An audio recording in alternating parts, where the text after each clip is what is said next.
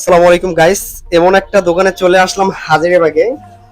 মানে অনেক দোকান আপডেট হয় কিন্তু আমার এই চাচার দোকান আপডেট হয় না, একটাই কারণ চাচা ন্যাচারাল থাকতে ভালোবাসে এখানে। আর চাচা প্রায় দুবাইতে প্রায় 10 বছর এই সেলুনে কাস্টমার প্রায় অনেক বড় বড়। তো তার সাথে আমি একটু কথা বলবো। কেমন আছেন আপনি?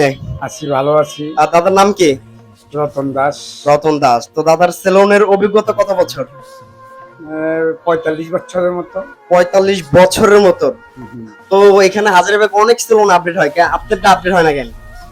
আমারটা আমি বুড়া হয়ে গেছি, এখন আর বুড়া কাটালে আমি কি আপডেট করব?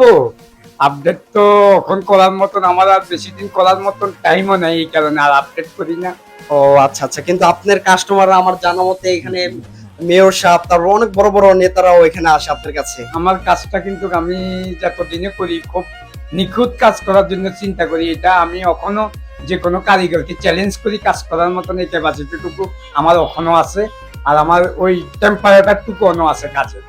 আচ্ছা আচ্ছা, তো হাজারীবাগের সেলুনে আমাদের একমাত্র সেলুন যে সবাইকে চ্যালেঞ্জ করতে পারবে। আর আমার চুলগুলা এই চাচাই কাটে, যত কাটিং আছে মানে তার মন মতো আমার চুলটা কাটে, এই কারণে চাচার